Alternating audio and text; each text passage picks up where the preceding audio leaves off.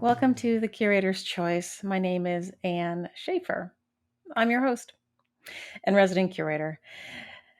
This is a podcast in which I talk about in each episode one artist and their work, usually a print, sometimes a drawing, possibly a photograph, something on paper, because I was a curator of works on paper at the Baltimore Museum of Art for 12 years.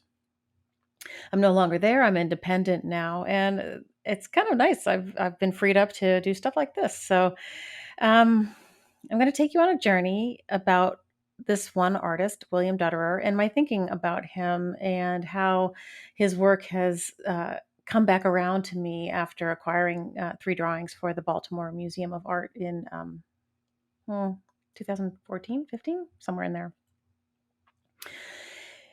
Before I get any further, though, you know, I felt like my first four episodes, I felt like I sounded like I was reading. And the truth is, I was. I would type it out and just so I could get my thoughts straight and be sure that I didn't forget to say something.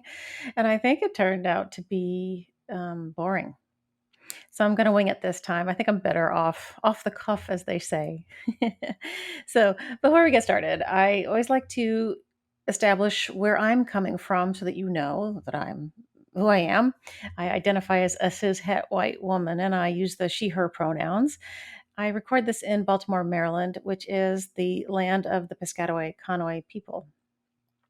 And I think it's important to make those statements just for clarity's sake, to normalize the practice of it so that my position as a cishet white person in America isn't the default anymore, that I also, as other people do, need to identify who I am and where I'm coming from.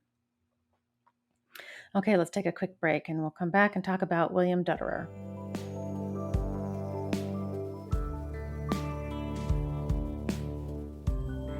Okay, welcome back.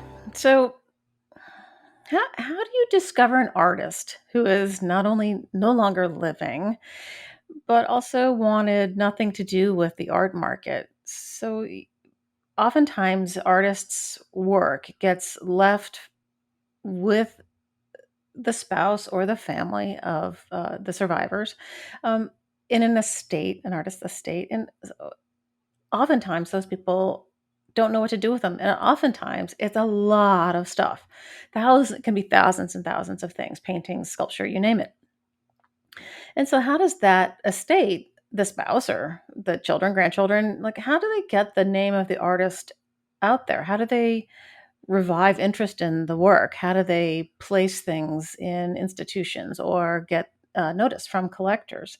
It's a tough road, and I think one of the easiest ways to get notice for an artist like that is to mount exhibitions. I mean that makes sense, right? So, Dutterer died in 2007, and in 2014 he was the subject of a large exhibition in Baltimore, sponsored through the Institute of Contemporary Art.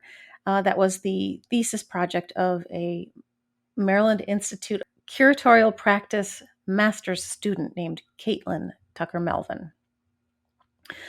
So she worked on this project for her entire second year of her graduate degree, and she mounted this show with the help of the artist's estate, which is managed by Dutterer's widow, Jamie Johnson.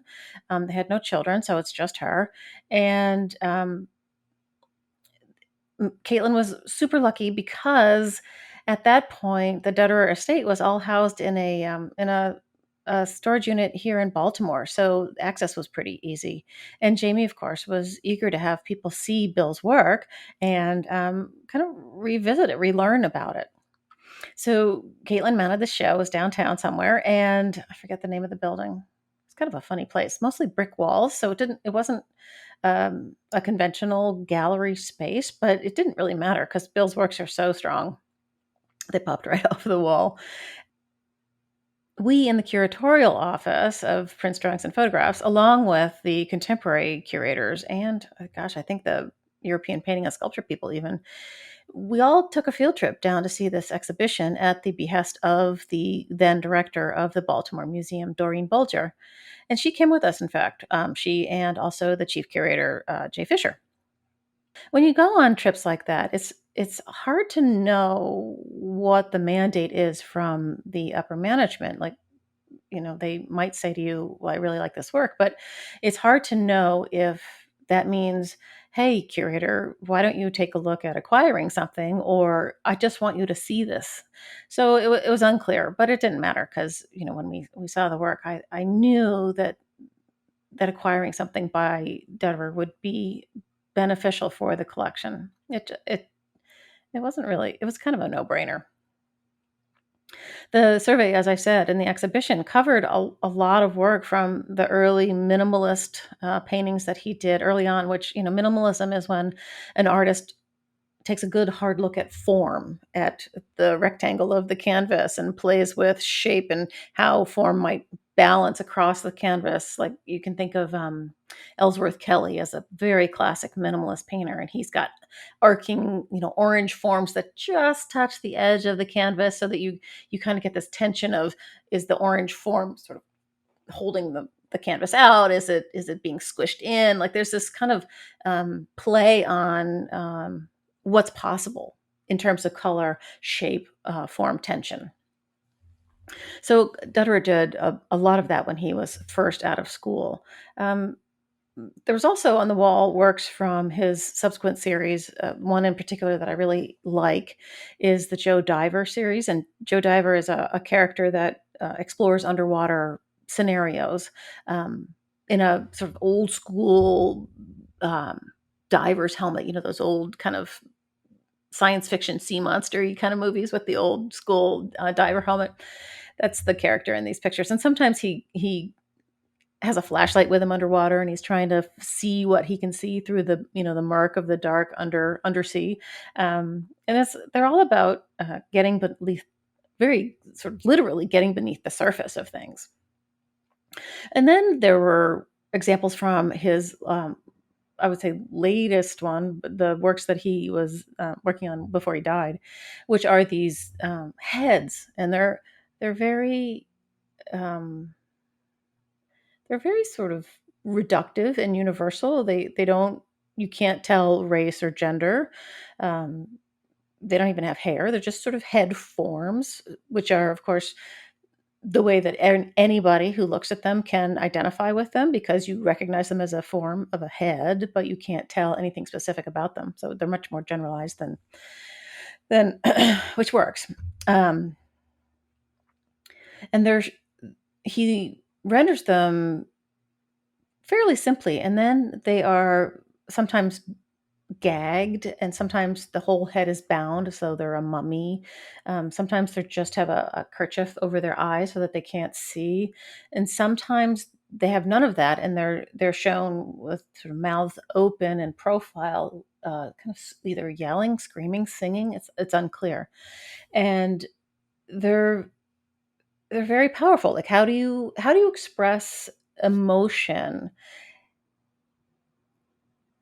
in the simplest form possible? You use a head, right? Like, they're sort of brilliant. Like, they pull together the minimalism of his early work with the expressionism that comes out in the Joe Diver series, and everything tightens up into these very simple yet really powerful heads.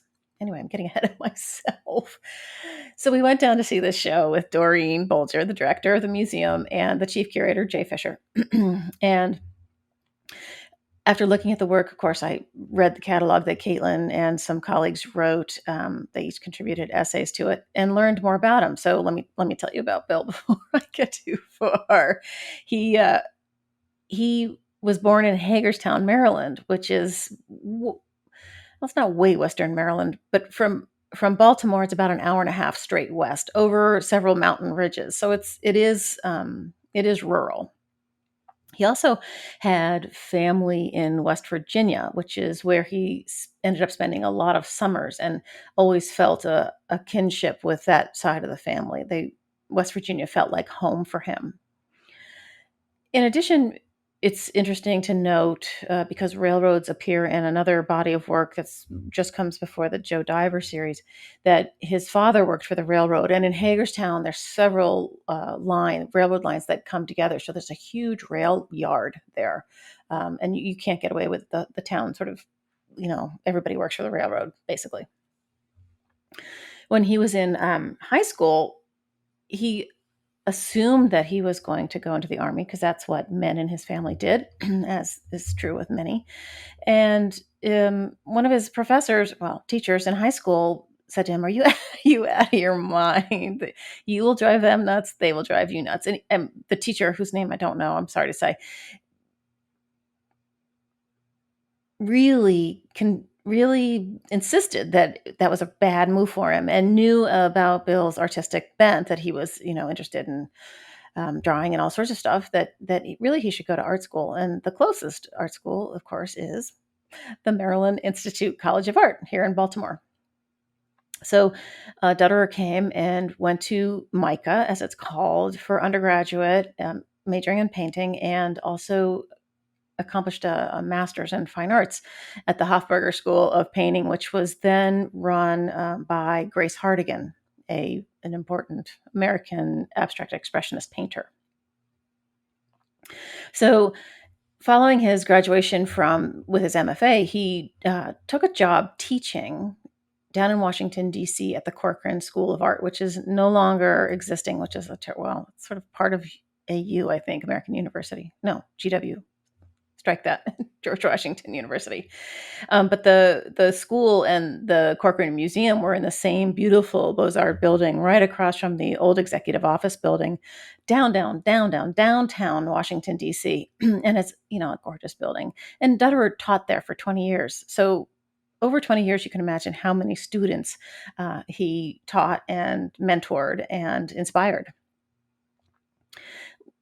During the time that he was teaching at the Corcoran, he met and married Jamie Johnson, who's the head of the estate now. And they moved up to New York. They bought a loft in Soho that was completely bare. They had to build the whole thing out, which took them 2 years apparently. And during that time, he commuted down to DC to teach for 2 days or 3 days a week. I'm not sure which, and did that for the whole the remainder of the 20 years. So there was this interest and need to be in the scene, the New York art scene, but he also was continued to teach. What happened though, when you're an artist, you wanna believe that you can be just the person who's making the work, and you don't have to worry about making connections with galleries and museums and curators and dealers and things like that. He found that he really hated that part of it, the whole marketing of yourself, the marketing of his own work. He hated it, and in fact felt like a complete fish out of water. Whereas he was super comfortable with his students and his colleagues, fellow artists, he had this deep fear of being struck dumb when he went into a gallery opening. He just didn't know what was going to come out of his mouth, and it made him withdraw from the art market to the point where um, he wouldn't participate really. And that is the reason, simple, very simple. That's the reason why his work isn't better known. So Jamie and Caitlin, who did the show in Baltimore for her Micah curatorial practice project, tried very hard to reintroduce him to the art world, and I think was successful. Obviously, I saw it and I remembered it, and I acquired something from the museum for it. I was super lucky because Jamie very quickly understood my interest in the work and offered the museum a gift of 3 drawings. And the really fun part about it was, this doesn't always happen. Actually, this rarely happens, where you can go look at the body of work of an artist and make a selection of work that you want to acquire. Like usually, somebody will say, "I have this drawing. Do you want this one single drawing?" But in this case, we were able to go look through drawers and drawers and drawers and drawers, and it framed things, and select 3 things. So the three drawings that I selected, which you'll be able to see either in the show notes if you're listening or in the video if you're watching, each of the heads was a single head on a pretty large sheet of paper. Each of the drawings is 30 by 23 inches, which is pretty sizable and would form a really nice triptych framed on the wall. The one of the singular heads had a red ball gag in its mouth. The second one had a gas mask on and was seen in profile. And the third one was one of the heads that had a blindfold over its eyes. I had plans at the BMA for these three drawings to be the anchor of a show.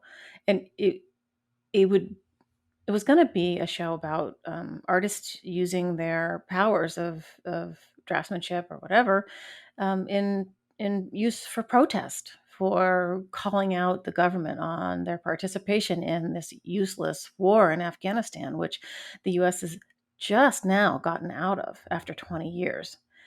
Um, and it was kind of we had a lot of things that spoke to that theme, but it was prints and it was drawings and it was, from different eras. And I was kind of waiting still for a few other things to come into the collection to make the whole show come together and sing. Left the museum before I was able to accomplish that. But they are there. And, as I pitch them to the various committees that you have to jump through hoops for to get works into the collection. I First I should say that drawings can't be on the walls for very long. The media that drawings that most of these were charcoal and chalk, but although those are pretty stable in light, the drawings themselves are only allowed to be out in the light for a period of 6 months at the top, once every 5 or 10 years, depending on the condition of the drawings. So when you collect them, committee members would always say, "Well, why should we collect this if it's only going to go into a drawer in the storeroom?" Good point, fair point. But I felt really strongly um, that there was a place for works like this with students in the study room when we hosted classes from the various schools that would bring classes with their various teachers to the study room, so that there was a second life for any of these works that came into the collection. If they were going into the dark into storage, that they would be used and used heavily in the study room. And these three were, in fact, used by me heavily. I don't know what's going on now, so I can't speak to that. The thing that's so cool about them is the strength of the statement, obviously, and I also love that they're reductive. I always challenge young artists to think about how much they can say with how little. If you have one thing in a work that says one thing, do you really need two things or three things that say the same thing? No, you don't. Sometimes simplicity is better. Reduction is better. So edit, edit, edit, as Tim Gunn would say on Project Runway. These heads are a really great mashup, as I said, of the minimalism of Dutterer's early works and the expressionism that comes through in the Joe Diver series. They feel at once sort of clean, but also super emotional and highly personal, and yet universal. So when you have a work that is speaking about a protest of some nature, in this case, these were speaking directly about the war in Afghanistan, that you could also look at them in years to come and understand what they were about, even though you might not know that it was about Afghanistan specifically, so that the political aspects of them are untethered from specificity. That was always something that Jay Fisher would talk to us about. Like if you collected something that was very pointedly about, Donald Rumsfeld or Dick Cheney or somebody like that, would people in 50 or 100 years understand who that was? Memories are short. in fact. But if Dutterer's works were about war, period, and about people's inability to express themselves or being blocked from or held back from expressing their anger and their fear about the wars and their confusion about why we would do this to ourselves, those were the kinds of things that came through. And it didn't really matter that it was about Afghanistan. It only mattered that he got at the feeling and the emotion held up into these things in these heads. So I felt like he had a deep, deep, deep sensitivity to this kind of subject. He was very introspective, I would say, and I think there's a couple of things that happened to him that I think contributed to why this all came out of him like this, all of this art. He, when he was a youngster and was thinking about going to art school, it was also at the height of Vietnam, and there was a very, very serious possibility that he would go. And he just barely escaped getting called up by going to school and going for another degree and going for another degree and becoming a professor so that he was in education. And he felt like, according to Jamie, that he barely escaped having to go, and was somebody who protested the war, if not out loud and in public, certainly inside of his head and in his soul. And the second thing that I think occurred much later, but had a huge impact on the final years of his output, was that he was in New York City on 9/11 and, in fact, watched the second plane hit the second tower from the roof of their loft building in Soho. So that aspect, I think, I mean, I can't forget it. And I watched it on television. I can't imagine standing on the top of a building watching the whole thing unfold in real time and in real space, like without, the intermission of the intercession of a screen. And in addition, the whole thing was even more in the subsequent war with Afghanistan was even more of a conflict in his own psyche, because he had worked for and had a deep friendship with an Afghani rug dealer. He'd worked for him part time for I don't know, I have to ask Jamie, but I think it was like 10 years. And in fact, Jamie and Bill traveled to Afghanistan in 2004 and fell in love with the country. It was a moving and unforgettable trip. So I always like to tell students, well, anyone who will listen, actually, because you know me, I'll talk about art to anybody, that you can't really separate artists from the time in which they live. That there's always some aspect of what is going on in, current events, or in the way that humans are thinking about how we think, or how we process this, that, and the other thing, or how, the internet is invading all of our lives. And that there's always something you can point to that artists that becomes integrated into their work. So Dutterer's works, for me, pulse with his passion and convictions about life and humanity and our insane drive to be cruel to each other. And it's just, I'm right there with him, I guess, is what I'm trying to say. And I also want to say that, when I have studio visits with artists, I always say to them, look, I may not be able to stand here and say to you, I'm going to buy that work, or I'm going to pitch it to the museum or whatever, but that their work, if I have engaged with it and the artists themselves for an hour or whatever the amount of time is, that you will not leave my mind. And this was borne out in the case of Dutterer. So the works that I acquired for the museum came into the collection after Caitlin's show, which was in 2014. So call it early 2015. And so now, where are we? 7 years later, I have been working with a gallery in Baltimore called Catalyst Contemporary. And I had a great time actually collaborating with the gallery curator, Liz Faust, and the gallery owner, Brian Miller, trying to come up with meaningful shows, not only meaningful shows, but also artists whose work fits into the or would fit into the gallery's stable really well. And at some point, Liz and I were brainstorming about artists, and sometimes we like to pair artists together so that there's a conversation between one body of work and another. And Liz had identified a sculptor named Rajoni who does these really beautiful sculptural heads of Black women.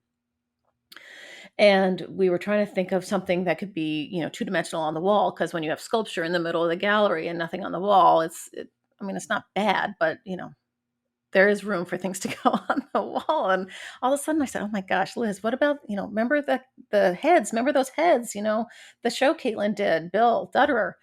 And her eyes lit up too, because she is a product of the curatorial practice program at Micah as well, and knows Caitlin. So between the two of us, we hatched this plan to see if we could get Bill Dutterer's work into the gallery. And it, of course, devolved into a great relationship with Jamie Johnson. And there's a solo show up of Bill Dutterer's works at the gallery as we speak. We have yet to put it together with Marjoni's sculptures. I think that's on hold at the moment.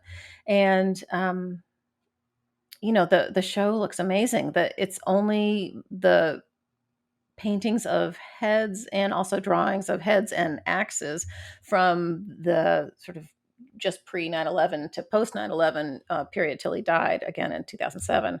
Um, and appropriately, Brian Smartley opened the exhibition on Saturday, the 20th anniversary of 9/11, which I thought was a poignant touch.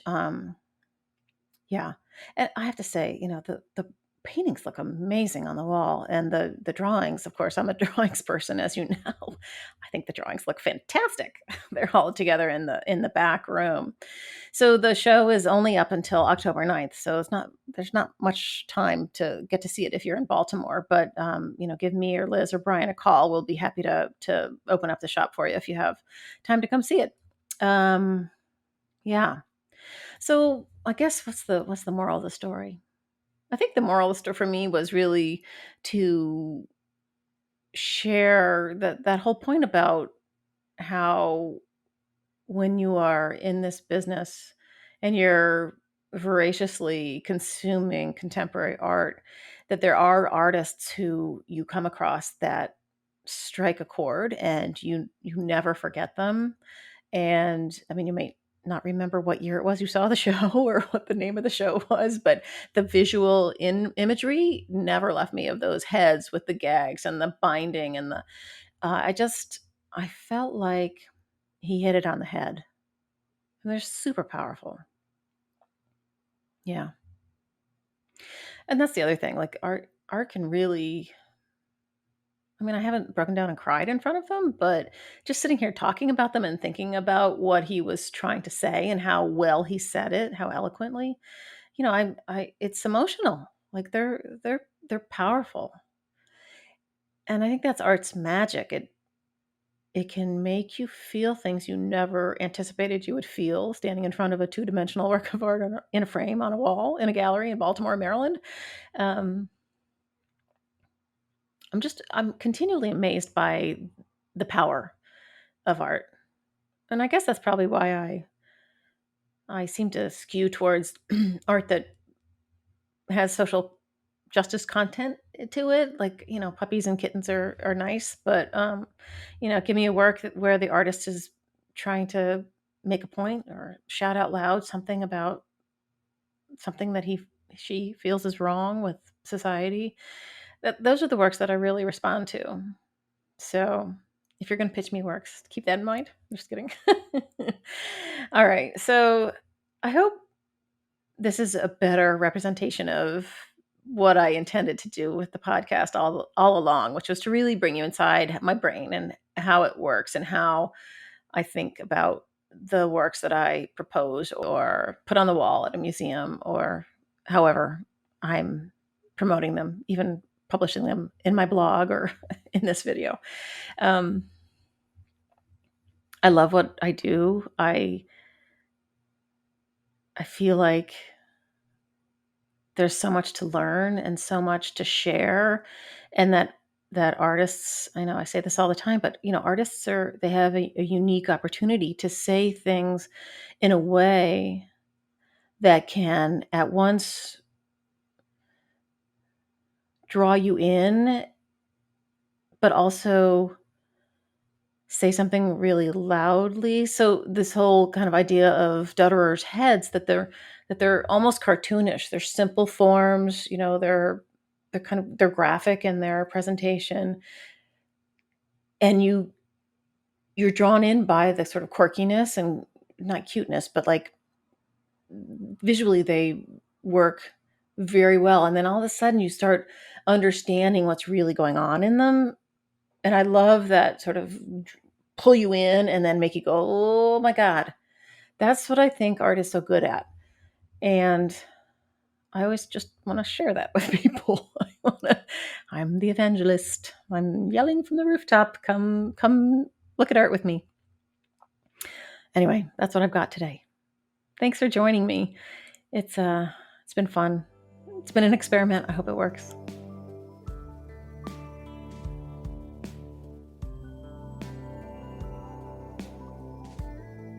The Curator's Choice podcast is produced by me, Ann Shafer. I didn't write anything today except for a few bullet points, so I'm not going to say it was written by me. I'm the producer. I'm also the sound mixer, so forgive me if it's glitchy or anything like that.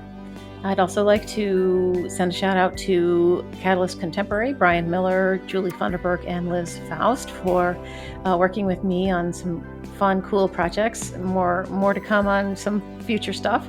And I'd also like to send a shout out to Jamie Johnson, who's been delightful and lovely to work with on the Dutterer show. And I would also like to send a shout out to, that's a lot of shout outs, send a shout out to Michael Diamond for the use of his original music as the theme song for the podcast. Do me a favor, tell your friends, write a review, share word of what I'm doing. It's hard to get the word out, and I could use all the help I can get. So do me that favor, and I really appreciate it. We'll see you next time.